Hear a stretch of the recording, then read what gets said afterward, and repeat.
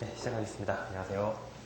예, 만나서 반갑습니다. 오늘은 첫 시간이니만큼 전체적인 우리 경영조직에서 뭘 배우는지 그런 내용을 제가 먼저 간단하게 설명을 드리고, 그 다음 이제 우리 교재가 아직 출간이 안 된 상태이기 때문에 일장 내용을 제가 이제 PDF로 받아놓은 게 있습니다. 지금 여기 혹시 프린트 보시면 위에 조그마한 글씨로 뭐 경영조직 1장 OK라고 적혀 있는데, 이게 이제 저자의 OK 사인을 받아서 이제 인쇄에 들어가도 되는 원고라는 표시입니다. 그래서 그 위에 조그맣게 이렇게 적혀 있는 게 출판사 나름 표시인데요.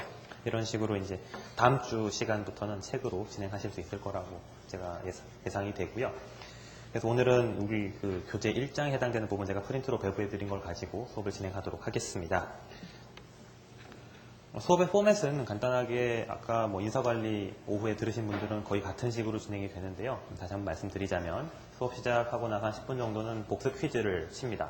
오늘 이 시간은 복습할 게 없기 때문에 여러분들이 전체적으로 얼마 정도 경영조직에 대한 내용을 알고 계신지를 물어보는 퀴즈를 간단하게 풀어볼 거고요. 그 다음에는 내용 강의 진행을 하고, 그 다음 교재 관련 연습 문제 풀이를 하고, 또 좀 심화된 쟁점을 설명하는 그런 식으로 수업이 진행되겠습니다. 아직까지 뭐 1기는 기본 강의이기 때문에 우리 경영조직 특강 교재를 충실히 이해하고 해석하시는 것을 그 목적으로 하고 있고요. 시험을 강의객서상으로 2번을 치게 되어 있는데, 우리 수업 시간에 한 6주차랑 그리고 8주차에 25점짜리 단문 모의고사를 2번 칠 겁니다. 시험을 2번 치고 그에 대한 개인별 피드백을 제가 가급적이면 다 제공해 드리는 것으로, 종강일까지 제공해 드리는 것으로 그렇게 예정을 하고 있으니까요. 공부를 좀 틈틈이 해주시면 될 것 같습니다. 뭐 구체적인 자세한 설명들은 이제 강의를 진행하면서 차차 진행을 하도록 하겠습니다. 일단 경영조직론 첫 시간이니까 뭐 시험 같은 거 쪽지 시험 치기 전에 먼저 우리가 조직에서 뭘 배워야 되는지를 간단하게 살펴보고 시작을 하도록 하겠습니다. 지금 우리 과목 이름이 경영조직론이거든요.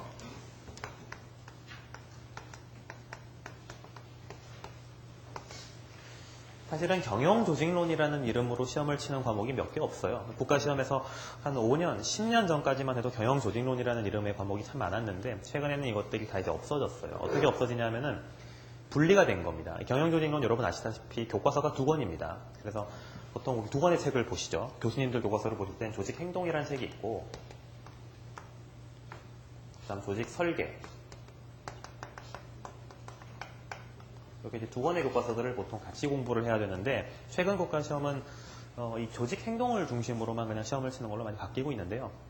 우리 시험은 아직까지 이 2권을 다 봐야 되는 그런 시스템입니다. 그러다 보니 여러분께서 좀 부득이하게 기본서를 독해하시는데 좀 많은 애로가 있으실리라고 생각해요. 그리고 시중에서 많이 읽히고 있는 경영조직론 교과서들이 우리 국내 교수님이 쓰신 책 또는 이제 번역본, 해외 번역본인데, 뭐 유명한 책들은 보통 해외 번역본이죠. 해외 번역본이다 보니까 아무래도 그 번역본 특수한 어떤 한계가 있습니다. 그 번역투가 있고 또 약간의 그 번역상의 그 뉘앙스 차이가 있기 때문에 이해하시기 좀 어려운 점이 있어요.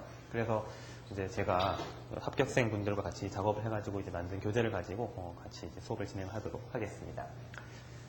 지금 2과목이 합쳐진 겁니다. 그래서 우리 수업도 이 2과목에 대한 내용을 순차적으로 공부를 하는 식으로 진행을 하는데, 한마디로 이 경영조직론은 기업, 회사 조직이 어떻게 굴러가느냐, 그 회사 조직의 운영 원리를 배우는 과목이라고 보시면 되는데, 구체적인 어떤 경영자적 관점에서의 운영 기법보다는 이론적인 측면의 접근을 주로 하게 됩니다. 그래서 이 조직행동과 조직설계라는 것에 영향을 미쳤던 어떤 이론적인 학문 분야의 어떤 그 접근을 기준으로 해가지고요, 크게 3가지 레벨로 나눠서 학습을 진행하게 됩니다. 첫 번째가 이제 개인 차원의 학습을 하게 되고요. 이 개인이라는 것은 말 그대로 종업원 한 명 한 명의 마인드, 속, 마음을 연구하는 그런 부분입니다. 굉장히 심리학에 가까운 부분이라고 말씀을 드릴 수가 있어요.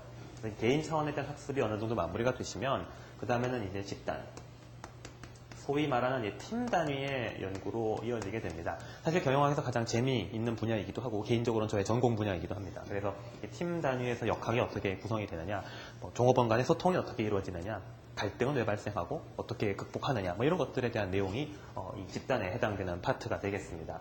집단이 모이면은 조직이 형성이 되겠죠. 조직은 이제 회사 전체 단위를 이야기합니다. 그래서 이 조직 차원에서 이슈를 주로 마지막으로 섭렵을 하게 되고요. 그래서 이 개인과 집단 파트에 대한 내용이 주로 조직행동론이라는 교과서에서 다루고 있고, 이 조직 파트는 조직 설계론 파트에서 주로 다루고 있다라고 말씀을 드릴 수가 있습니다. 재밌는 부분이에요. 사실 인사관리보다는 어떻게 보면 좀 더 재밌으실 수가 있기 때문에, 구체적으로 그러면 개인, 집단, 조직별로 어떤 변수들을 누게 공부를 하게 되는지를 설명을 드리겠습니다. 제가 지금 변수라는 말을 썼는데요. 이 경영조직론은 굳이 뭐 제가 좀 적합한 비유인지는 모르겠습니다만 여러분들께 익숙한 법 과목으로 비유를 하자면은 경영조직론은 민법에 해당되는 과목입니다. 가장 기초가 되는 과목이에요. 그리고 인사관리론이 이제 상법이라고 보시면 돼요. 우리 민법의 특수법이 상법인 것처럼 경영조직론을 알고 나서 특수하게 기업 상황에 적용시키는 게 인사관리라고 보시면 돼요. 사실. 그러니까 우리 농사시험에서 필수 과목으로 지정되어 있는 인사관리가 사실은 조금 상급 과목에 해당되고 이 경영조직을 알아야 인사관리를 공부하시기에 좀 수월한 점이 있어요. 사실은. 원래 그런 시스템인데 경영학과 2학년에서 제일 먼저 배우는 게 이 경영조직론이거든요. 근데 이제 우리는 이게 선택 과목이다 보니까 인사만 하시는 분도 계신데 또 여러분들께서는 경조를 같이 하시기 때문에 확실히 인사 공부하시는데 좀 시너지가 나실 겁니다. 그거는 공부를 하시다 보면 차차 느끼시게 될 거고요. 그러다 보니까 이게 좀 기초 과목이다 보니까 조금 어렵습니다. 여러분 상법보다 민법이 좀 어려운 것처럼 인사관리보다는 경조가 조금 내용상 난이도가 좀 있어요. 그래서 지금 변수라는 말이 자주 나오게 될 겁니다. 이 변수라는 것은 측정 가능한 하나의 단위라고 보시면 돼요. 측정이 가능한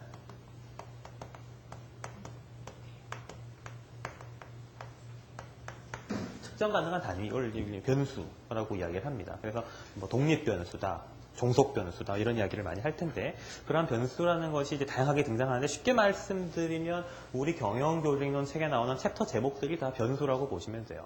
이런 하나하나의 그 변수들이 어떤 변수들이 있느냐. 개인 차원에서는 기본적으로 먼저 다루게 되는 변수가요. 태도라는 변수가 있습니다.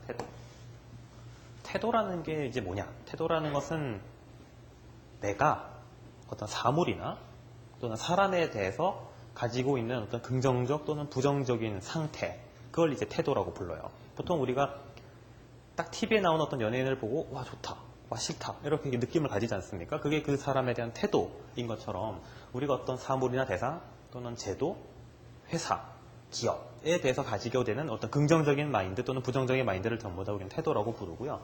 태도의 가장 대표적인 예가 되는 게 만족도예요. 만족도가 높다는 것은 내가 그 대상에 대해서 호의적인 태도를 가지고 있다라는 의미입니다. 그래서 이 태도가 상당히 중요한데 그 이유는 태도가 종업원의 행동에 결정적인 영향을 미치기 때문이에요.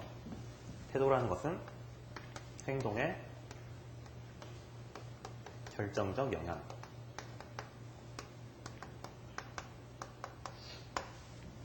긍정적인 태도를 가지고 있으면 우리가 긍정적인 방향으로 행동을 하게 되고 부정적인 태도를 가지고 있으면 부정적인 방향으로 행동을 하게 됩니다. 우리가 사람을 대할 때도 마찬가지인 것처럼 회사 생활도 마찬가지라는 거죠. 조직 생활을 할 때도 우리 조직, 우리 회사에 대해서 내가 긍정적인 태도를 가지고 있다면 만족도가 생겨서 좀 바람직한 직무 행동을 하게 됩니다. 뭐 야근을 좀 더 한다든지 뭐 상사가 시키는 일도 부드럽게 받아들인다든지. 근데 내가 우리 회사에 대해서 부정적인 태도를 가지게 되면은 그냥 다 싫은 거예요. 그냥 보기만 해도 싫고 그냥 하는 자체가 짜증나는 그런 상황이 발생할 수가 있는 거죠. 그러니까 태도가 상당히 중요한 변수라서 기본적으로 가장 먼저 이 태도라는 변수를 개인 차원에서 학습을 하시게 될 거고요. 이 태도에 대한 학습이 끝나고 나면 그 다음에 정서에 대한 공부를 합니다. 정서라는 건 이제 감정이라고 보면 되죠. 감정. 기분이나 감정. 최근 2010년도 우리 논문사시험 기출문제로 이제 감정 노동에 대한 문제가 나왔습니다. 그래서 감정도 노동이냐? 감정이 왜 노동이지? 감정이 왜 어떤 행동 영향을 미치길래? 뭐 이런 것들이 이슈가 되었었던 건데요. 이 감정이라는 것이 상당히 좀 재미있는 이슈인데 그래서 태도만큼은 아니지만 이 정서 역시 인간의 행동에 큰 영향을 미치거든요. 그래서 이 정서 이슈를 두 번째로 살펴보게 될 겁니다. 그 다음에는 성격. 이 성격이라는 건 뭐 두말할 나위 없이 여러분 가장 중요한 굉장히 흥미로운 변수 중에 하나죠. 개인의 어떤 캐릭터지 않습니까? 개인의 어떤 속성, 특징 이런 것들을 총체적으로 우리는 성격이라고 부르는데 이러한 개인의 성격이 어떻게 형성이 되느냐 뭐 이런 것은 사실 심리학에서 다루는 것이고 우리 경영학에서는 이 성격의 유형을 따르게 됩니다. 성격의 유형. 주로 유형을 공부하게 되는데 성격 유형 중에서 우리가 꼭 알고 넘어가 있는 성격 스타일이 이제 빅5라는 게 있습니다. 빅5. 그래서 큰 5가지 성격이라고 해서 우리 혈액형이 뭐 A, B, A, B, O 이렇게 구분할 수 있듯이 뭐 인간의 성격도 약간 그런 타입을 구분해 볼 수 있다라는 약간 뭐 그런 이론입니다. 그래서 기본적으로 사람의 성격이 5가지 종류의 어떤 하위 구성 요소가 있다라는 건데요. 그 내용들을 구체적으로 중심으로 살펴볼 겁니다.